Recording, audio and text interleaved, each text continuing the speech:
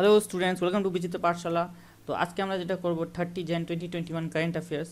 ভিডিওটা ভালো লাগলে ভিডিওকে লাইক করবে এবং যারা চ্যানেলে নতুন তারা চ্যানেলটাকে সাবস্ক্রাইব করে নেবে, বিকজ এই চ্যানেলে আমি কন্টিনিউয়াসলি টাইম টু টাইম তোমাদের কারেন্ট অ্যাফেয়ার, জেনারেল অ্যাওয়ারনেস এবং ভ্যারিয়াস টাইপ অফ গভর্নমেন্ট জবের জন্য বিভিন্ন টাইপের লেকচার্স ভিডিওস পাবে related to Indian polity, maths, physics, chemistry, science, biology, everything, each and everything. In fact তোমরা এখানে যে schools, NCRT board, ICSC board, CBSC বোর্ডের বিভিন্ন লেকচার্স পাবে related to maths and science. Okay, তো চলো বেশি কথা না বাড়ি শুরু করা যাক, এবং বেল আইকনটা অবশ্যই ক্লিক করবে, বিকজ তাহলে নতুন যে ভিডিও আসবে সেটা তোমরা নোটিফাই হয়ে যাবে। ওকে, এনিওয়ে, তো আমাদের ফার্স্ট কোয়েশ্চেন যেটা আছে কি বলেছে, Republic day is a day when the constitution of India came into effect on 26 January 1950. So the question is, constitution of India replaced which act? তো তোমাদের এখানে জাস্ট একটা সিম্পল বলতে হবে যে ভারতের সংবিধান ওভারঅল কোন অ্যাক্ট রিপ্লেস করেছিল। তো দেখো, অনেক ইম্পর্টেন্ট একটা অ্যাক্ট ছিল যার থ্রু ব্রিটিশরা পুরো ইন্ডিয়াকে রুল করতো, একে গভর্ন করতো। ঠিক আছে, অপশনস তোমাদের স্ক্রিনে আছে, তোমরা দেখতে পাচ্ছ এই যে অপশন। তো সঠিক আনসার হচ্ছে আমাদের first, government of India act 1935, এবং একেই রিপ্লেস করেছিল constitution of India that came into effect on 26th জানুয়ারি। ওকে, তো এটা 26th জানুয়ারি 1950-তে। ওকে, এটা মনে রাখবে যে এটা এফেক্টে এসেছিলো 26 জানুয়ারি 1950। এবং এটাও মনে রাখবে যে কনস্টিটিউশনের জন্য আমাদের একটা আলাদা করে কনস্টিটিউশন ডেও হয়, এবং সেটা হলো 26 নভেম্বর। ওকে, এটা আলাদা করে 26 নভেম্বর, ওটা মনে রাখবে। এবং এটা আমরা প্রত্যেক বছর সেলিব্রেট করি, বিকজ এটাই সেই ডেট যখন কনস্টিটিউশন অ্যাসেম্বলি অ্যাডপ্ট করে নিয়েছিল এই সংবিধানকে। ওকে, তো আমাদের নেক্সট কোয়েশ্চেন দেখো। নেক্সট কোয়েশ্চেন কি বলেছে দেখো, recently which gallantry medal has been posthumously awarded to colonel Bikumalla Santosh Babu. Okay, তো কোয়েশ্চেনে তোমাদের কাছে শুনেছে যে রিসেন্টলি কোন গ্যালেন্ট্রি মেডেল পোস্ট হিউমাসলি মরণোত্তর অ্যাওয়ার্ড করা হয়েছে কর্নেল সন্তোষ বাবুকে। ওকে, তো কর্নেল সন্তোষ বাবু তোমরা জানো হয়তো ইনি বীরগতিপ্রাপ্ত হয়েছিলেন গালওয়ান ভ্যালি ইনসিডেন্টে, যেটা হয়েছিল কয়েক মাস আগেই। ঠিক আছে, তোমরা জানো সবাই যারা current affairs, daily current affairs তারা নিউজে থাকো। ঠিক আছে, তো নিয়ার লাদাখে। তো এই যে তোমাদের সামনে যে অপশন দেখতে পাচ্ছ, ঠিক আছে, তো আনসার বুঝতেই পারছো, ছবিও দেওয়া রয়েছে এখানে। তো এনাকে যে অ্যাওয়ার্ডটা দিয়েছিল সেই অ্যাওয়ার্ডের নামটা কি? ঠিক আছে, তো অ্যাওয়ার্ডের নামটা হচ্ছে এখানে সিম্পল একটা আনসার, মহাবীর চক্র। তো এনাকে কী দেওয়া হয়েছিল? মহাবীর চক্র। ওকে, আচ্ছা, তো মহাবীর চক্র দিয়ে সম্মানিত করা হয়েছে কর্নেল বিকুমুল্লাহ সন্তোষ বাবুকে। আচ্ছা, বাই দ্য ওয়ে আমি তোমাদের এটা বলে রাখি যে আর্মিতে দু রকমের গ্যালেন্ট্রি অ্যাওয়ার্ড দেওয়া হয়। ঠিক আছে, একটা হয় piece time gallantry award and আর একটা হয় ওয়ার টাইম গ্যালেন্ট্রি অ্যাওয়ার্ড। ঠিক আছে, তো একটা আশ্চর্য ব্যাপার এটা যে গালওয়ান ভ্যালিতে অফিসিয়ালি কোনো ওয়ার ডিক্লেয়ার ছিল না। ঠিক আছে, কিন্তু তাও এনাকে গ্যালেন্ট্রি অ্যাওয়ার্ড দেওয়া হয়েছে। যাই হোক, তো সেটা হচ্ছে ওয়ার টাইম গ্যালেন্ট্রি অ্যাওয়ার্ড। তো এখানে কর্নেল সন্তোষ বাবুকে কী দেওয়া হয়েছে? আমাদের মহাবীর চক্র, এই যে এইটা। ঠিক আছে, দেখতেই পাচ্ছ যে সবার টপে আসে কি? টপে আসে পরমবীর চক্র, আর সেকেন্ডে আছে মহাবীর চক্র, যেটা আমাদের দেওয়া হয়েছে কর্নেল সন্তোষ বাবুকে, আর থার্ডে আসে কি? বীর চক্র। তো এটা ফার্স্ট পরমবীর চক্র, সেকেন্ড হচ্ছে মহাবীর চক্র, অ্যান্ড থার্ড হচ্ছে বীর চক্র। আচ্ছা, পিস টাইম গ্যালেন্ট্রি অ্যাওয়ার্ডও দেওয়া হয়। তো পিস টাইমের জন্য ফার্স্টে কি আসে? অশোকা চক্র, অ্যান্ড সেকেন্ড আসে কীর্তি চক্র, অ্যান্ড থার্ড আসে শৌর্য চক্র। ওকে, তো দেখো আমাদের নেক্সট কোয়েশ্চেন কি আছে। তো এখানে তোমাদের কাছে শোনা হচ্ছে পোস্ট হিউমাসলি, ঠিক আছে, সর্বোত্তম জীবন রক্ষা পদক এদের মধ্যে কাকে দেওয়া হয়েছে? তো এখানে আছে তোমাদের অপশন, দেখতে পাচ্ছ তোমরা। ঠিক আছে, তো সঠিক উত্তর হলো কি? শ্রী মোহাম্মদ মহসিনকে। ঠিক আছে, তো আমাদের কারেক্ট আনসার হচ্ছে শ্রী মোহাম্মদ মহসিনকে। আচ্ছা, তো দেখো এই যে জীবন রক্ষা পদক, ঠিক আছে, এরও আবার ভ্যারিয়াস টাইপ পাবে তোমরা, অলমোস্ট একটা সিরিজ আছে। তো এক তো হয় আমাদের কি সর্বোত্তম জীবন রক্ষা পদক, ঠিক আছে, আর একটা হয় উত্তম জীবন রক্ষা পদক, অ্যান্ড আর একটা হয় জীবন রক্ষা পদক। অবভিয়াসলি এর মধ্যে হাইয়েস্ট অ্যাওয়ার্ড কোনটা? সর্বোত্তম জীবন রক্ষা পদক, তাই তো। আর এই অ্যাওয়ার্ড পেয়েছে কে? শ্রী মোহাম্মদ মহসিন পেয়েছে। আচ্ছা, জীবন রক্ষা পদক যেমন কি এর নাম বলা হচ্ছে, এটা দেয়া হয় সেই ব্যক্তিকে যে খুব ব্রেভরি দেখিয়ে, exemplary act of human nature দেখিয়ে অন্য কোনো ব্যক্তির জীবন বাঁচায়, ঠিক আছে, তাকে আমরা সর্বোত্তম জীবন রক্ষা পদক দিই। ওকে, তো আমাদের নেক্সট কোয়েশ্চেন হলো, headquarter of geological survey of India is located in which city? তো দেখো এখানে বলা হয়েছে যে জিওলজিক্যাল সার্ভে অফ ইন্ডিয়ার যে হেডকোয়ার্টার এটা কোন সিটিতে আছে। তো কোশ্চেনের যে অপশন হচ্ছে তোমাদের সামনে দেওয়া আছে স্ক্রিনে, তো সঠিক আনসার হচ্ছে সি, কলকাতা। ওকে, আচ্ছা মনে রাখবে এটা, যে এটা কিন্তু সেকেন্ড ওল্ডেস্ট সার্ভে হচ্ছে, ঠিক আছে, in India after survey of India. তো সার্ভে অফ ইন্ডিয়াকে ফাউন্ড করা হয়েছিল 1767-এ। কখন? 1767-এ।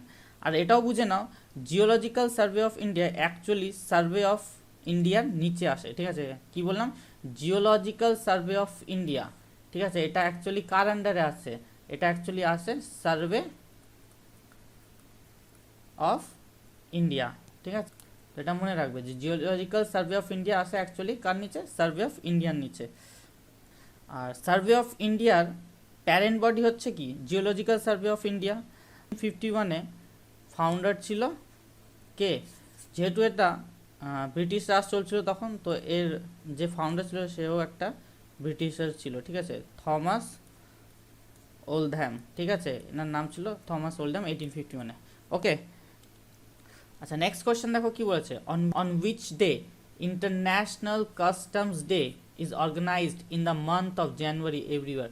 তো আমাদের সিম্পলি এখানে আনসার করতে হবে যে ইন্টারন্যাশনাল কাস্টম ডে অর্গানাইজ করা হয় জানুয়ারি মাসের কোন ডেটে প্রত্যেক বছর। তো দেখো সঠিক উত্তর হচ্ছে তোমাদের এখানে 26 জানুয়ারি। জি হ্যাঁ, অবশ্যই রিপাবলিক ডের দিনই আমাদের ইন্টারন্যাশনাল কাস্টমস ডেও সেলিব্রেট করায়। আচ্ছা মনে রাখবে, অনেক ইম্পর্ট্যান্ট একটা ইনস্টিটিউটও হয়, ঠিক আছে, কাস্টমস রিলেটেড, ইন্টারন্যাশনালি ওর নাম হচ্ছে ওয়ার্ল্ড কাস্টম অর্গানাইজেশন, ঠিক আছে, মনে রাখবে কি বললাম, ওয়ার্ল্ড কাস্টম অর্গানাইজেশন,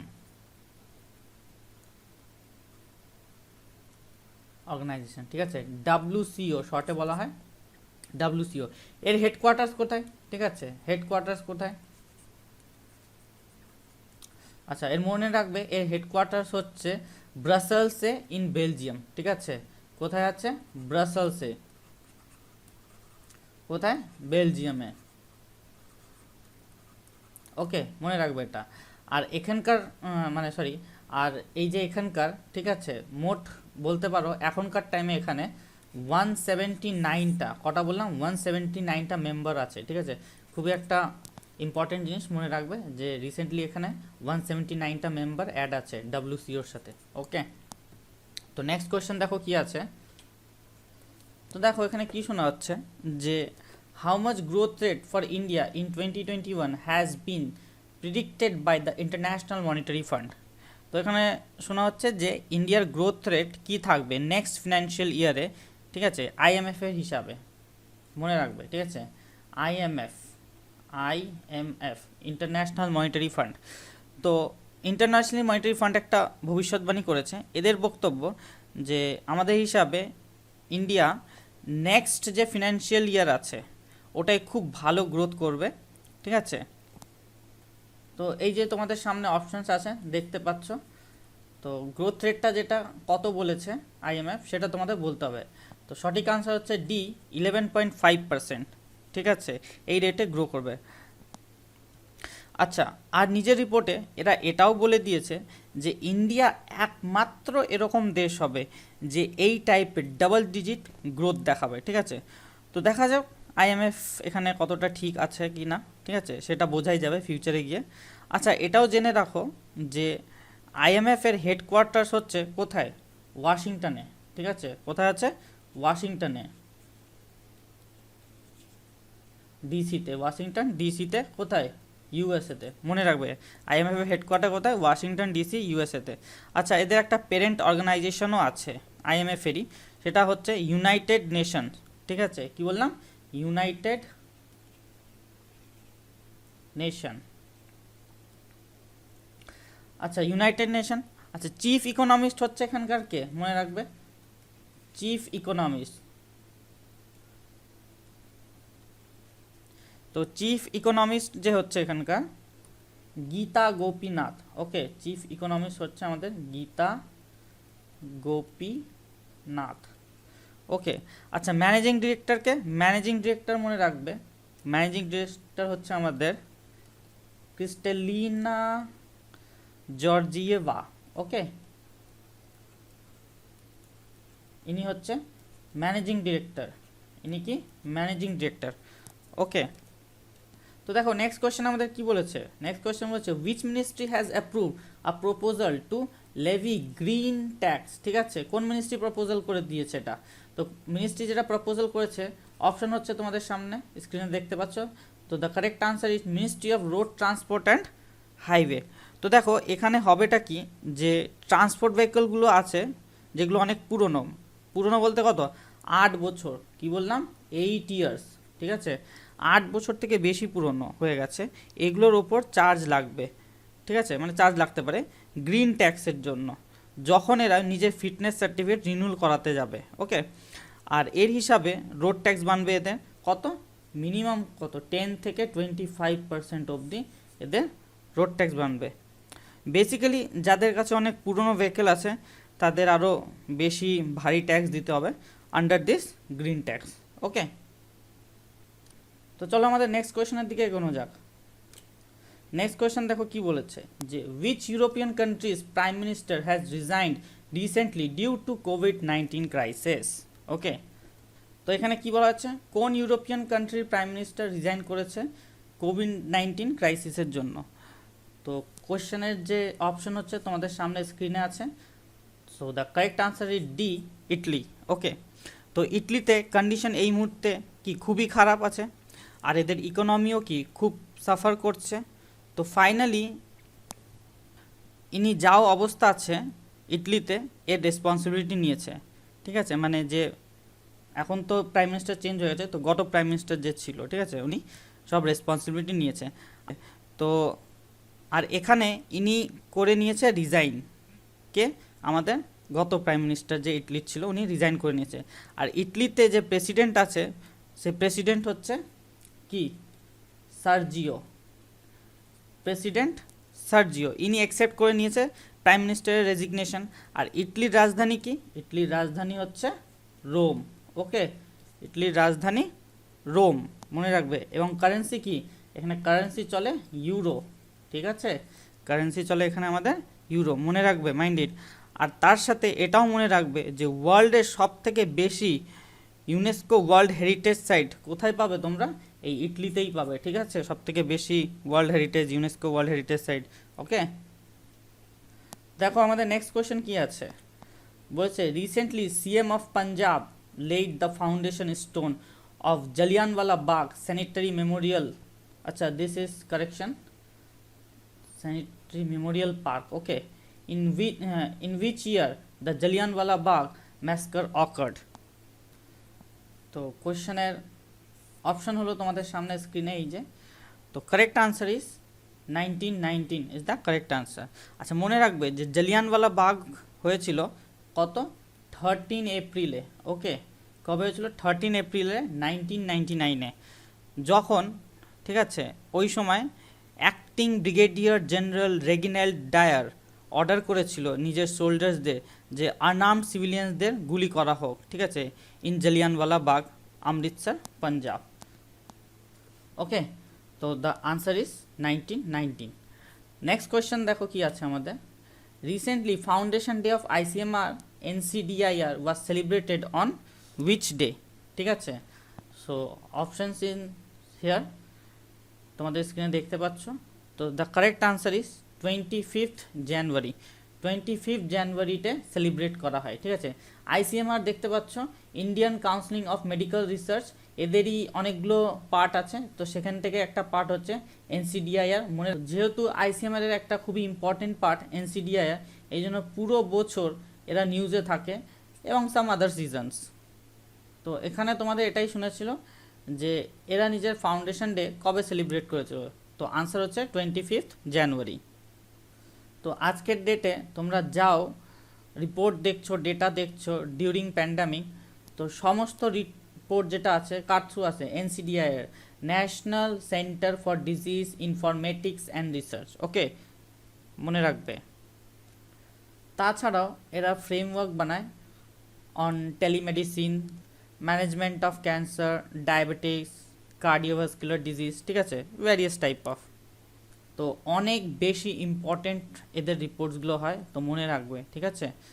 যে ফাউন্ডেশন ডে কবে ছিল, 25 জানুয়ারি, অ্যান্ড অবভিয়াসলি এটার ফুল ফর্মটাও। ওকে, তো চলো নেক্সট কোয়েশ্চেনের দিকে এগোনো যাক। Which of the following is land locked country? এটা দেখো বিহারে এসছিল, ঠিক আছে, পিসিএসে 2018-এ। ওকে, ইম্পর্টেন্ট কোয়েশ্চেন। তো এখানে তোমাদের কোয়েশ্চেনের অপশন রয়েছে, তোমাদের সঠিক উত্তর দিতে হবে। So the correct answer is, তো হাঙ্গেরি হচ্ছে একটা landlocked country in central Europe, ঠিক আছে। আর এর যে পপুলেশন হচ্ছে প্রায় 1 কারোরের কাছাকাছি পপুলেশন। ওকে, তো একবার ম্যাপে এটা দেখে নাও, আমাদের ভারত, আর এখানে ইউরোপে আসছি। তো এই যে দেখছো হুঙ্গারি, দিস ইজ দ্য আনসার। আর এটা বর্ডার শেয়ার করছে কার কার সাথে দেখে নাও, রোমেনিয়া, অস্ট্রিয়া, তারপর স্লোভেকিয়া, ঠিক আছে, সার্বিয়া, এদের সাথে বর্ডার শেয়ার করছে, ঠিক আছে। তো this is the correct answer. Okay, তো এটার ক্যাপিটাল দেখতে পাচ্ছ, Budapest is the capital. So this is the end of the video. I hope তোমরা বুঝতে পেরেছো ভিডিওটা, ঠিক আছে। ভালো লাগলে অবশ্যই কমেন্ট করে জানাবে। Thank you for listening, god bless you to all.